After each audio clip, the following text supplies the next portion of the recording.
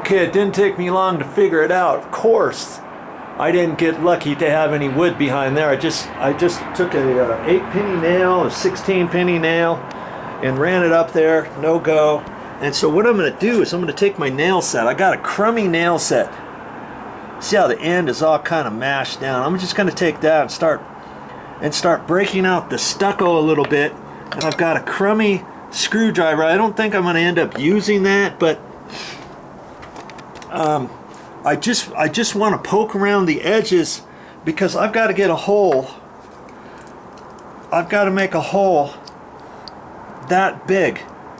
And see, I can make it oblong instead of exactly round, and then the trim of the swag hook is going to cover it up. Okay, and they have different size swag hooks. This was the jumbo size. They have one smaller like this, but then of course the wing, the toggle wing nut bolt, whatever you want to call that, is going to be smaller. This was 1/4 inch. Okay, and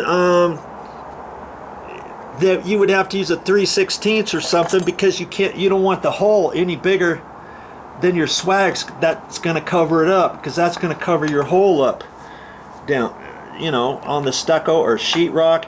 And you can do the same thing on sheetrock too, but you know, same type of thing. That's another reason why I decided to use the big swag, because I'm holding so much poundage up there. That thing is probably 40 pounds at least, maybe even heavier than that. But I feel confident if I get it up there and get these wings to pop out properly, then that is going to hold it, believe it or not, you know, above the stucco. Does that make sense?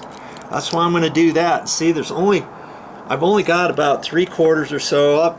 Once I start poking the hole, then I'll take this up here and I'll keep double checking and stuff. And once I get it big enough, I'll be able to determine about how thick that stucco is. So chip, chip, chip as you go. That's my next step.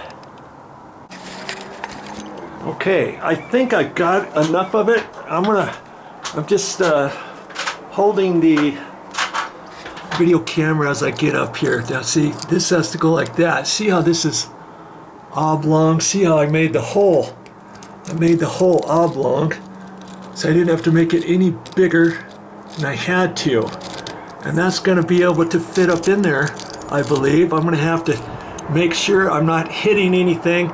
With stucco ceilings, there's wire up there, razor wire type stuff, and you have to make sure the backing of that is moved out of the way. So that's why I took my crummy